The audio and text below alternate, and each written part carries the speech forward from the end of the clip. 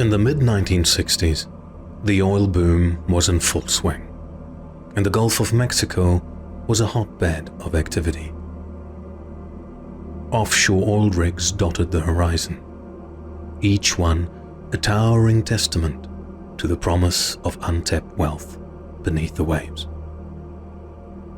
These rigs were engineering marvels, but they were also isolated, perilous places where the line between life and death was razor thin. Rig 42 was one such platform, located 80 miles off the coast of Louisiana. Owned by Gulfstar Petroleum, it was a small, self-contained world where 30 men worked tirelessly to extract black gold from the ocean floor. The crew was a mix of seasoned roughnecks and younger men eager to make their fortune. They were a tough, close-knit group, bonded by the shared hardships of life at sea. The rig itself was a labyrinth of steel and machinery, towering derricks, sprawling decks, and cramped living quarters. The noise was constant, clanging of metal, roar of engines, and the ceaseless hum of the drilling equipment. It was a place where danger was never far away, where one wrong move could mean disaster.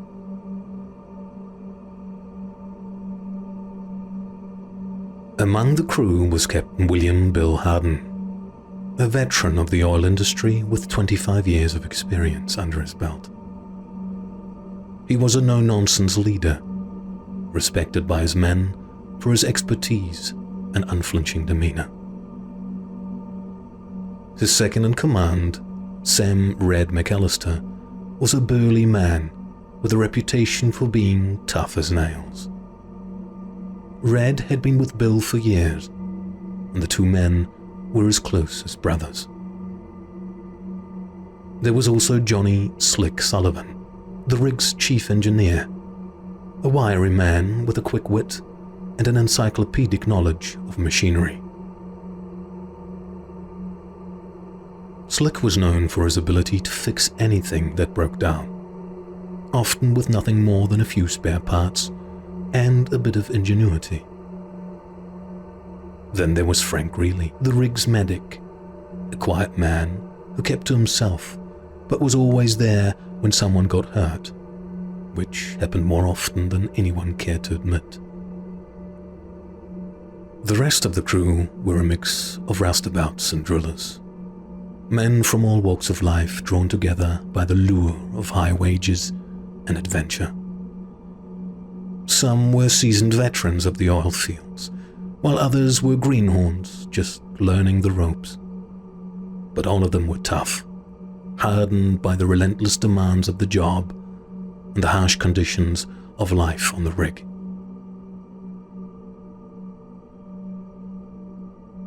It was late October 1968 when the first signs of trouble appeared. The Gulf was notorious for sudden storms, and the crew of Rig 42 had weathered their fair share. But this one was different. The weather reports had been ominous for days, with warnings of a massive system building strength far out at sea. By the time the storm hit, it was a full-blown monster, with howling winds and waves that battered the rig like a toy.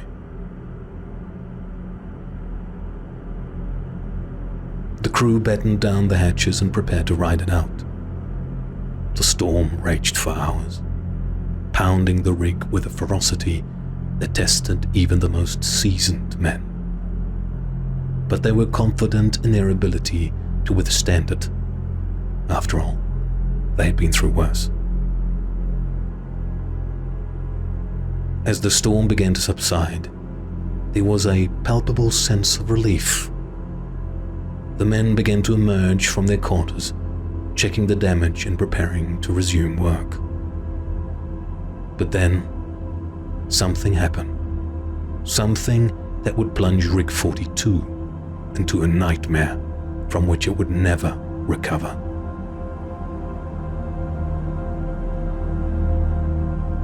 The first sign that something was terribly wrong came when one of the roustabouts, a young man named Danny Alvarez, was found dead in the engine room. His body was discovered by Slick Sullivan, who had gone to check on the machinery after the storm passed. Danny's throat had been slashed deeply, a clean cut that had severed the major arteries. His body was found lying face down in a pool of blood, his eyes wide open in a final, silent scream. The engine room, usually filled with a clatter of machinery, was eerily silent, except for the soft drip of oil from a damaged pipe. Slick, horrified, raised the alarm, and the crew quickly gathered on the main deck. As they tried to make sense of the grisly discovery, another body was found, this time in the galley. It was Frank Greeley, the medic. Frank had been attacked in the midst of preparing a meal. He'd been stabbed over a dozen times with a kitchen knife, each wound inflicted with a frenzied intensity. His body was discovered sprawled across the table, blood splattered on the walls and floor, and various foodstuffs smeared with his blood. The scene was chaotic, with the remnants of a meal and the bloodshed forming a macabre tableau.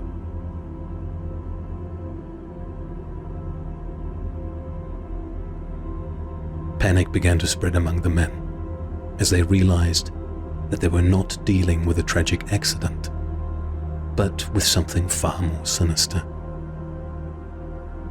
Captain Harden took charge, ordering the men to stick together and to search the rig for the killer. Armed with whatever they could find, they began a tense sweep of the rig. Their search was interrupted by the horrifying discovery of Tom Sparky Jones, the radio operator. Sparky had been bludgeoned to death at his post, his head crushed by a heavy object, likely a tool or a piece of machinery. His face was barely recognizable. Covered in blood and debris, the radio equipment was shattered around him as though it had been violently attacked. Red McAllister, the second-in-command, was found next. He had been in his cabin when the attack occurred. Red's cabin was a scene of violent struggle, with the room strewn with overturned furniture and broken items. Red's skull had been caved in with a fire extinguisher, a heavy, blunt object that had left his head a mangled mess. The blood splatters on the walls indicated that he had fought fiercely before succumbing to his injuries. Johnny Slick Sullivan, the chief engineer, was discovered hanging in the tool shed. He had been found with a length of rope tied around his neck, his body suspended from a support beam. His face was contorted in a grimace of fear, and his eyes were wide open, staring into the void. The tool shed, once a place of repair and maintenance, was now a chilling crime scene with tools scattered about as if discarded in a hurry.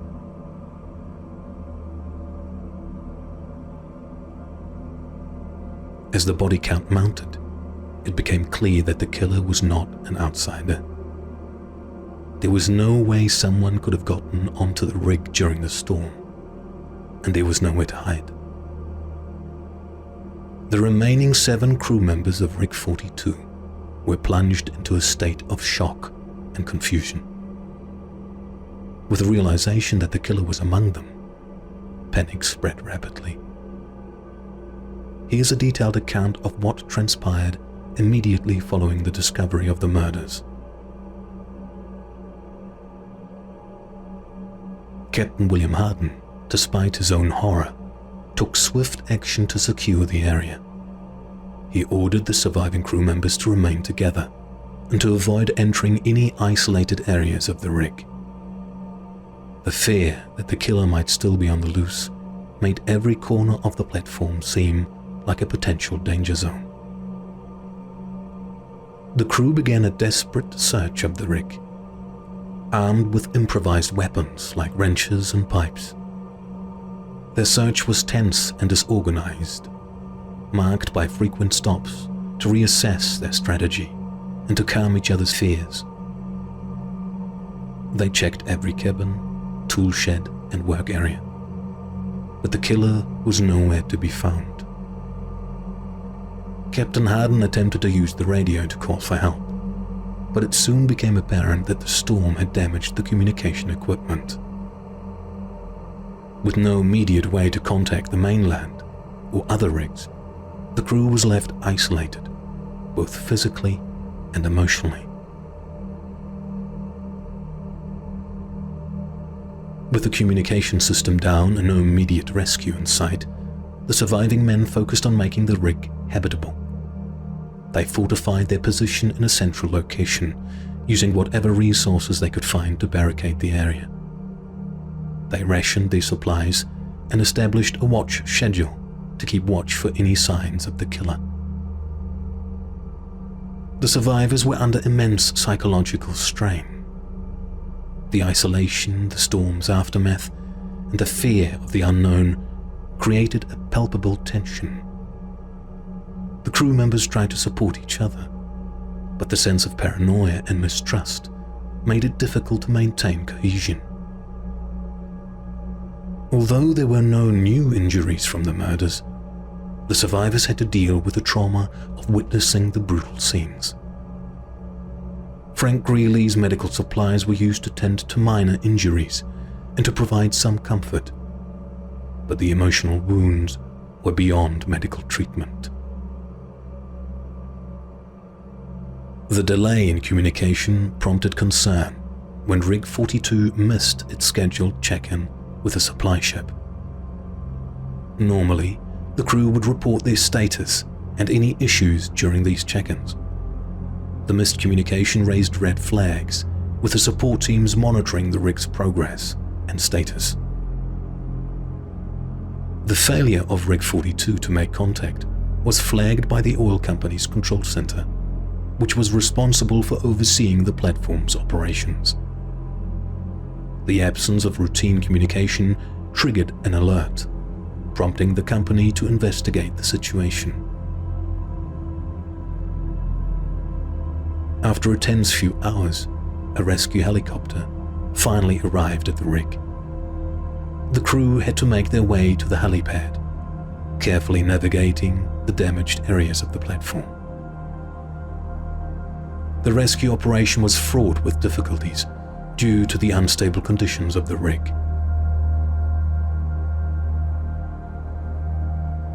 The 7 survivors were evacuated from Rig 42.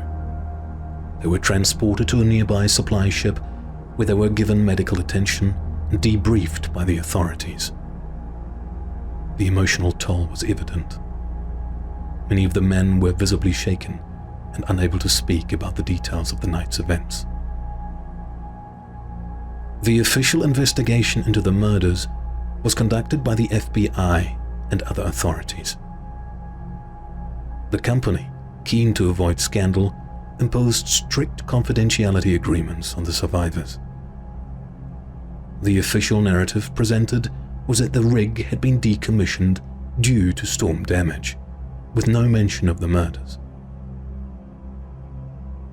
The surviving crew members were scattered to different jobs and locations. Many chose to leave the oil industry altogether, unable to cope with the trauma. Some sought therapy or counseling, while others turned to alcohol or isolated themselves. Their lives were irrevocably changed by the events they had witnessed. As for Rig 42, the company made the decision to abandon the platform. The rig, once a symbol of progress and prosperity, was left to the elements, its machinery gradually rusting away in the salt air. The official story was that Rig 42 had been decommissioned due to damage from the storm. But those who knew the truth whispered of the horrors that had occurred there. The rig became a ghostly silhouette on the horizon, a monument to the unsolved mystery and the lives lost. Over time, rumors spread that the rig was haunted. Fishermen reported strange lights flickering on the platform at night, and some claimed to hear distant cries carried on the wind. The oil company eventually sent a demolition team to dismantle the rig, but even they were spooked by what they found. Equipment that seemed to have been tampered with, tools strewn about as if left in a hurry, and the unmistakable sense that they were not alone. Rig 42 was eventually dismantled, its parts sold for scrap or repurposed for other rigs. Yet, even in its dismantling, the haunting legacy of the massacre lingered. The remnants of the platform were scattered and repurposed, but whispers of its dark past persisted among those who worked in the oil fields. The official reports and investigations were hastily closed, leaving many questions unanswered.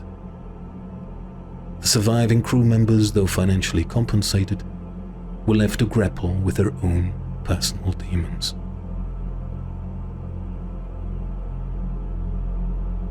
Several theories have been put forward as to what may have happened that night and why. Some believe the storm had a psychological effect on the crew, driving one or more of them to madness.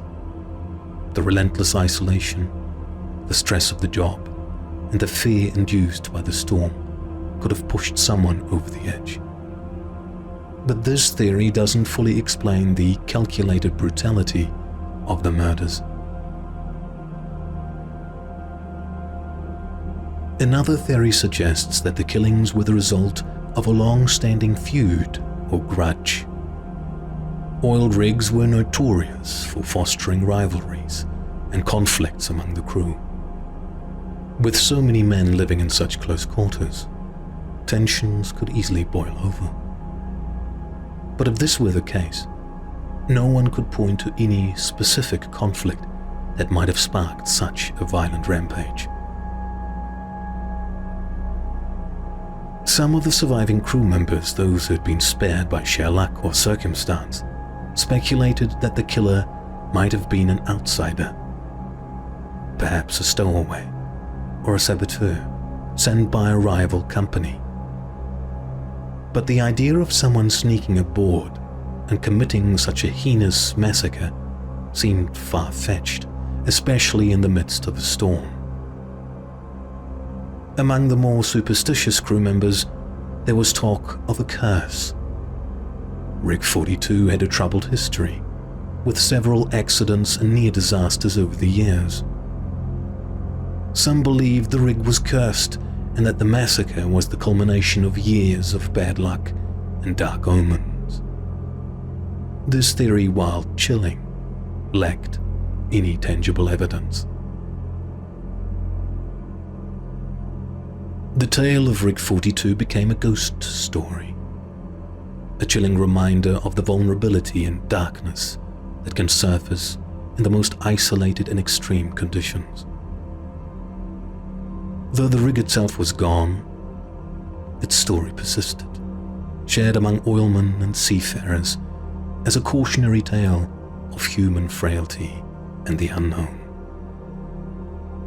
In the end, the massacre on Rig 42 remains an unsolved mystery, a dark chapter in the history of offshore oil drilling.